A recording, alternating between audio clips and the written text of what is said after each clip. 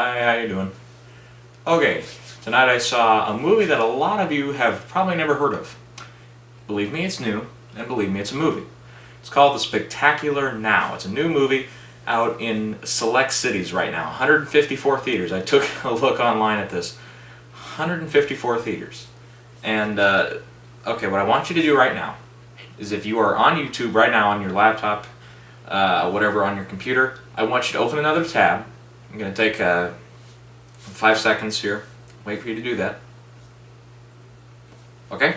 And now I want you to type that into Google or something and type in show, and if you live in a kind of a bigger city, Chicago, New York, even something like Orlando, Florida, or something like that, I want you to type in the show times for your town. And I want you, I'll give you a couple seconds. Okay? And now I want you to get those tickets. And I want you to get tickets, plural. I want you to invite your friends, your date, your girlfriend, your spouse, whoever it is, and I want you to go see this movie. I don't know how else to convince you, but by far, best movie of the year. Best movie of the year so far. I'm going to say this. It's all in the title. The movie just is spectacular in a lot of aspects. I mean, pretty much every aspect of filmmaking here is spectacular. It's fantastic. It's amazing.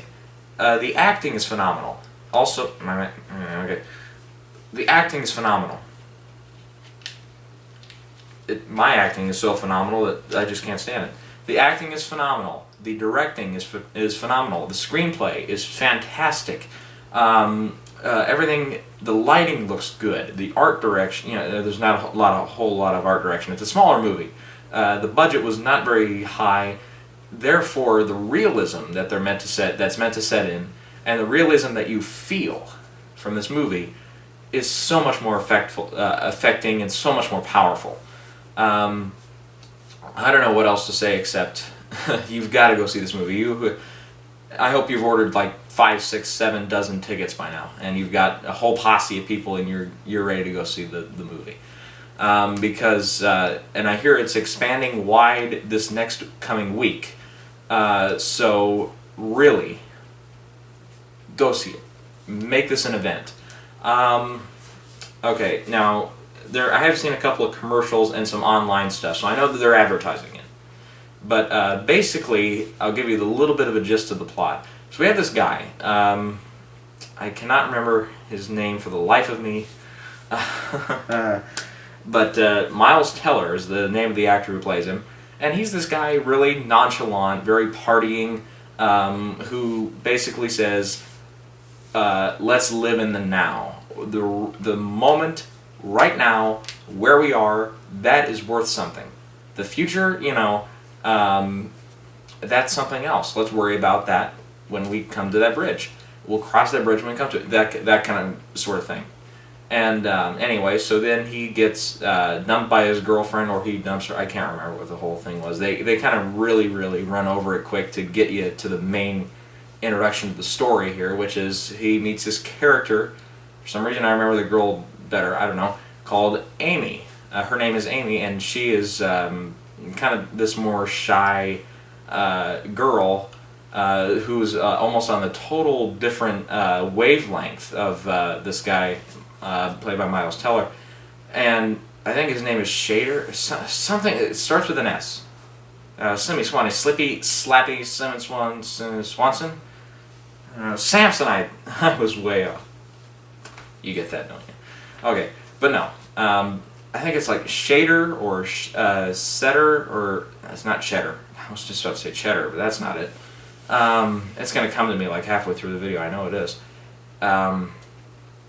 Anyways, but he meets her, and he kind of just feels this kind of her nonchalance as well.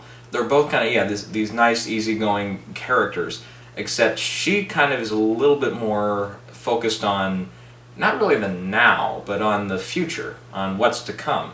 And this Miles Teller character is all about right now, and now is over. It's in the past. Was it what we wanted it to be? Should we have made it better? Is there any way we can make it better for the future? All that. And for future, he means the present now, that now, this now, and so on. You get it. Anyways, and then the whole movie just takes off from there, and the fact that he's going to potentially use this girl to kind of get over his last breakup, and eventually he's going to get her back, and then it's all going to end up good. And he doesn't have to worry about college, he doesn't want to go to college, he wants to work, and he wants to party. Essentially, that's actually a rising percent of teenagers today. Surprisingly, I think I saw that somewhere, just on a little corner ad thing that's meant to kind of catch your eye just for a second, and then you say, "Oh, that's spam." But I think this one's true. It has that feeling where I can read that and I can believe it. That there is a rising percent of teenagers who just based on their childhoods, maybe some of them, or on their progression through puberty, have decided that college and education is not for them. That education stops at high school, and after that, you just work, you get money. Eventually, you get a house or an apartment or whatever you can get your hands on, and then you party every other minute of the day. Every other minute of the day, you might sleep for 5 winks, go to work, and then party. Go to work, and so on. And there's so many more people, especially teenagers, who either can't graduate or have just freshly graduated, who do that. So I think this movie is really timely in that respect. But yeah, so this guy, Miles Teller's character, is exactly that character. And I think what helps, and especially in the screenplay here, is we feel these two characters, Amy and...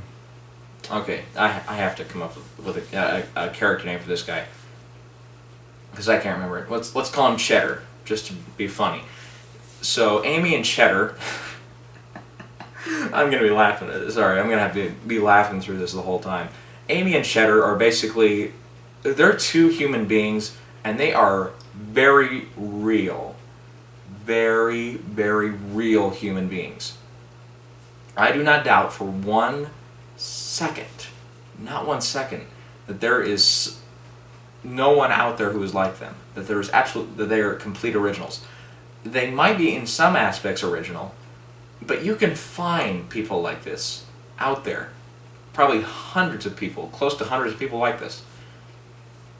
And just that is enough, I think, to show that this is trying to not only be an entertaining movie, which it is, but it's also trying to maybe lend a voice out there and say there's more to life than the spectacular now. There is a future, and there is a road you have to go down, and you have to decide, are you going to take a couple of shortcuts around, or are you just going to do this, or you have to decide that. And sometimes, yeah, you have to decide that in the spur of the moment. And there's other times where you just have to think ahead. You just have to be on your feet, or else you're going to get knocked right on your butt, and you're going to get run over. So it's kind of this thing, and that's a really nice aspect. Okay, I'll try to make this really brief. I don't want to give you too much of the screenplay away, because I walked into this, a little bit of a background on how I figured out about this. Back in spring, I think it was, early spring of this year, I'd heard about this movie called Spectacular Now, and I said, oh, it was, wow, her name just came to me. Shailene Woodley, that's her name. And she was in The Descendants, which was one of the best movies from a couple of years ago. And I was like, oh yeah, I liked her in that. She's more than just the TV soaps. What was the name of the show? She was in a show, and I remember it had to do with teenage pregnancy. I can't remember what the name of it was. Secret Life or something like that. Secret Life of American. That's it. I never saw an episode of it, but I heard. Yeah, that's what she was on, and I think she went above and beyond that. She showed I have acting skills, and boom, she made a name for herself just from that one movie. So now this movie, her next one, wow, that's all I have to say. She gives probably the performance of the movie, and her role and her performance. It's hard to do that. I'll get a little bit into it, because I don't want to give too much away. But anyways, I heard about this, and I saw there was, the only thing I saw of it was a picture. And it's a scene in the movie where the two are at a bar, and they're like playing this video game or whatever, or they're like messing with something. I couldn't tell what it was. Immediately I just saw from the photo, and I got this feeling. I said, there's something about this. I said, there's something more here. There's a story here. I can see behind these characters' eyes, into their souls. I look into their souls. I see there is a movie here. I don't know how I got that feeling, but I said, I'm going to have to watch that. I'm going to have to watch on this and see if it takes off. And yeah, and then the reviews from all the award circuits back in like March, February, April, all into that, came in and they said it was a good movie, very good movie, or a spectacular movie. And they were pretty much all in agreement of this is a movie to watch for. And then I heard it got picked up and it was going to come out in August. So I kind of forgot about it for a while. And then come probably close to 1 month ago, I finally sat down and watched the trailer for the movie, and I got reminded of that picture again, and I thought, yeah, there is something here. And I saw from the narrative structure of it a little bit, I was reminded a little bit actually of Silver Linings Playbook a little bit. You got the sense of this is a romantic comedy, sure, but there is more here. There is depth here. And we have to go and see it, and we have to go find out what it is. And Silver Linings Playbook did it really well. Spectacular Now does it fabulous as well. They turned the romantic comedy in a way, because I think overall I don't know how to define this. This is just it's kind of a romantic comedy, but at the same time it's a drama. There's definitely dramatic moments in it for sure. Not going to give away anything toward the dramatic side, but I'm going to say there's a little bit of dramaticness, and you see it in the trailers. Yeah, that sometimes people are a little angry at each other, a little sore at each other. There's that, yeah, but I don't know. It's not really a dramedy. There's not an equal balance of sort. It's more on the side of comedy and romance than it is drama. So overall, I would define it as a romantic comedy, but call it a tomato or call it a tomato, whatever you do. In this case, which is really rare actually to find a movie like that these days. Let's see, and then I saw the trailer and I said, okay, I've got to go and see this sometime. And then it opened August 2nd, I think it was, the first weekend, whatever, of August, and in only like 4 theaters, whatever.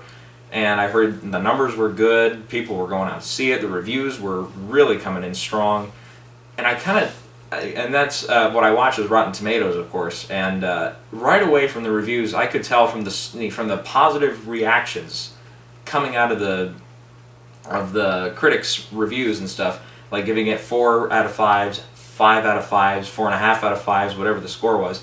I could tell, okay, this is gonna be high on the tomato meter. I said this is gonna be one to watch for, come potentially awards time, which is only gonna be a few months away here, maybe even a few weeks.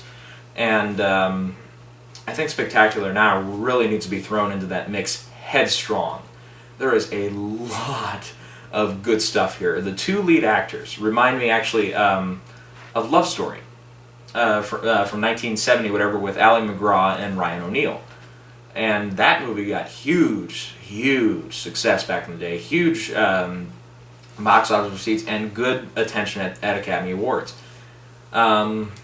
And it got like a Best Actor and a Best Actress nomination. They were 2 younger actors. I think this could be the case. This could be the case of what happens here. I've been saying all year long, practically, a little bit of Rooney Mara in Side Effects was, I said, it's going to be really tough to find a performance that tops that. I found it. Shailene Woodley. Holy crap. In this movie, she outdid anything within about 5 seconds of screen time. She outdid herself in The Descendants, the whole length of that movie that she was in. And this is, yeah, as I mentioned earlier, this is a tough role. But she's basically this really shy, nonchalant girl.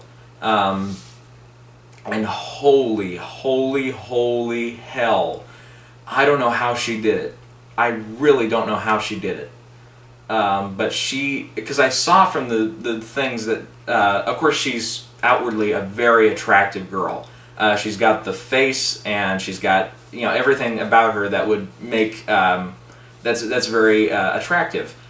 So I thought, how are they going to make that work? It's supposed to be, I could tell from the previews and stuff, this is like a shy girl. How are they going to make that work? How is she going to do it? And then, boom, within like 5-10 seconds of her first shot, I could tell, oh yeah, she's got this. She has got this. And I don't know. Jennifer Lawrence, eat your heart out. I said it. I freaking said it. Jennifer Lawrence from last year. Oh boy. Shailene Woodley versus Jennifer Lawrence. Who's got the better performance? Gosh, Jennifer Lawrence is fantastic, but then you look at Shailene Woodley in this movie and you're just like, gotta give it to her. And so yeah, I give a lot of credit to her. Tremendous performance, hard performance. Because yeah, that would be like, oh boy, what's the best comparison here?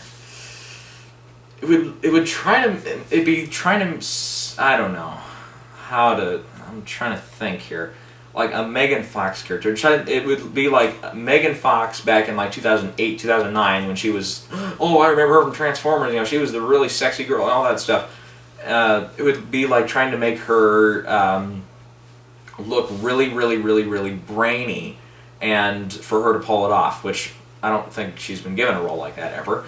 And Shailene Woodley, you go completely in that direction of the absurd practically for her, and it's a tough role to nail down, and she did it.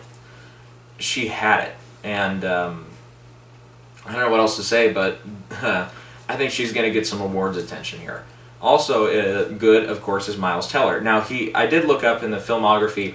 This is his first big break. He's been in a few supporting roles in a couple of movies.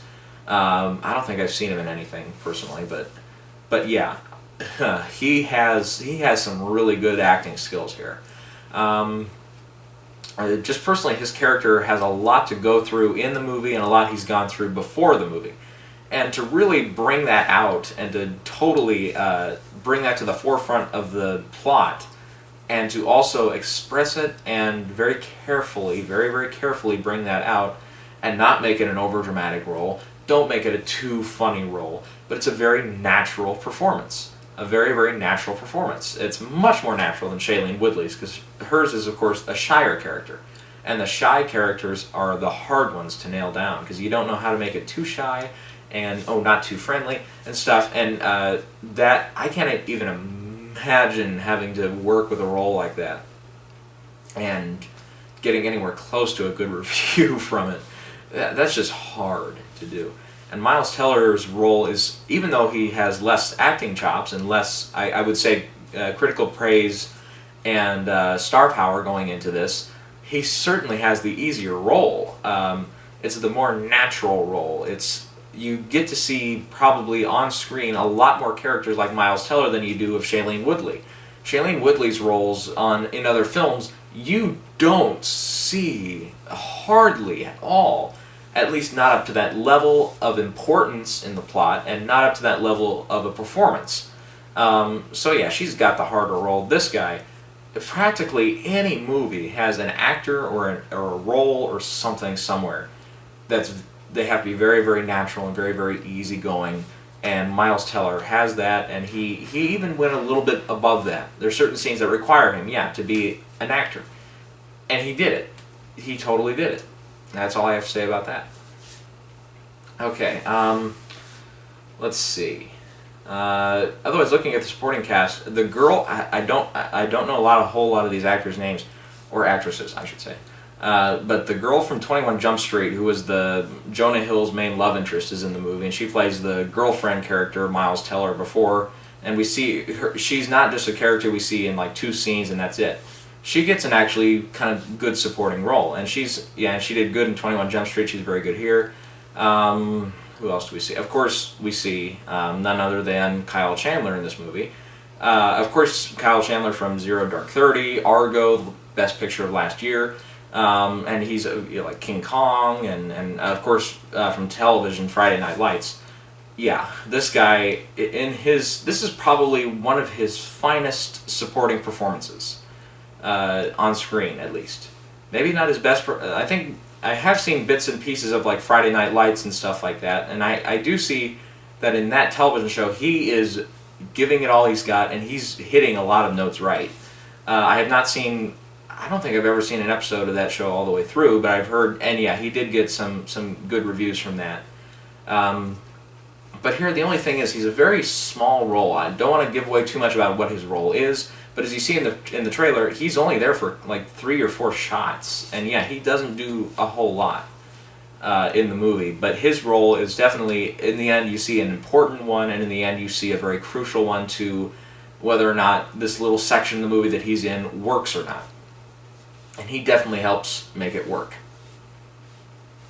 Anyways, other than that, there's good performances all around, brilliant screenplay, great direction. I don't know the director's name, because this is more like indie fare, which is, I've never seen an indie fare, or at least a movie like this small in scale in a theater. I had to go quite a ways out to see the movie, and it was the first night it was playing there, so yeah, there was a nice, decent crowd there of alternative film moviegoers who are there not to see the big explosions and action sets, but are there to see a story. And yeah, this is definitely a case where it attracts even me, who I only see like smaller indie movies when they come out on DVD, and even then they have to get some huge momentum and buzz behind them, or else I don't know they even exist.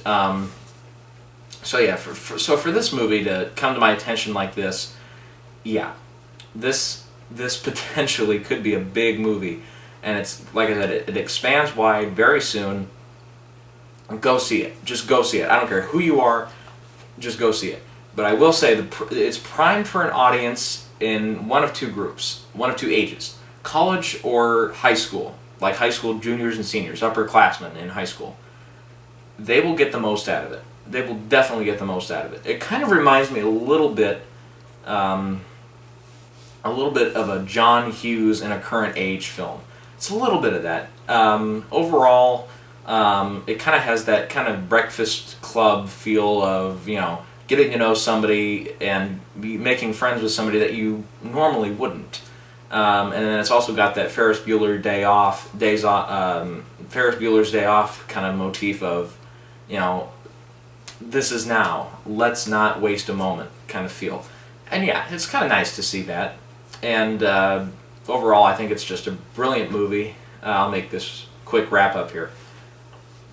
Shailene Woodley needs to get an Oscar campaign going this second, because these are the roles and these are the performances that really ought to be looked at by Academy voters, that ought to be looked at and nominated, and they hardly ever are.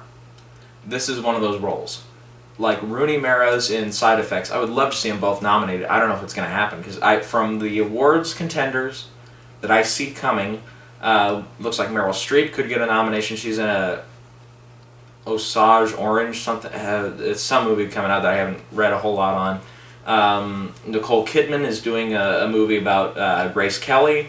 It's like Grace of Monaco or something, and that's coming out. And that's another big Best Actress contender.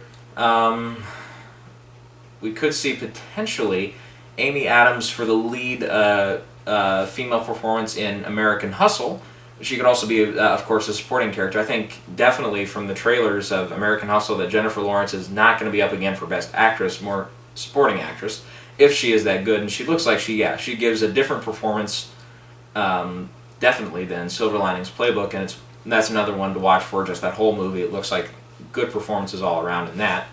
And I'm looking, otherwise there's good stuff like Blue Jasmine has just come out, the new Woody Allen movie, and Cate Blanchett is the lead in that.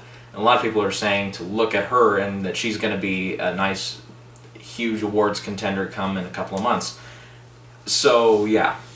So, what I have to say is, all you big awards contenders movies coming out in the prime time between November, December, all that, namely right now, 3 of the people looking at: Monuments Men from George Clooney, Wolf on Wall Street from, of course, Martin Scorsese, and American Hustle from David O. Russell. Watch out. The spectacular now is here. and it is a force to be reckoned with. And that's all I have to say about that. Sign off. I don't think I did this last video, did I? Oh. I haven't uploaded that yet, but at the time I'm doing this review, it's probably up now. So you can check out that too. But yeah, the gist of this whole thing is Spectacular Now is 10 out of 10. It's the best movie of the year so far, and it makes you really, really think. It's one of those movies that gets you thinking. There's movies like Argo, and there's movies like, I don't know, like Skyfall, that are just pure entertainment, and they really, really, really do well in their fields and in their genres. Argo is so good at being its thriller that it's just automatically the most thrilling movie of the year and the best. Skyfall is, the best action movie of the year because it just gets its stuff right. Here, Spectacular Now is a movie that makes you think. Kind of like a few years ago, like Inception, or The Social Network, or stuff like that. Maybe even a little bit in The Descendants, too. It makes you think, it gives you some emotions, whether you're laughing or crying or bawling your eyes out or rolling on the floor. I did not do all four of those, by the way, at the movie. If I had, then it would have been something completely total viewing experience.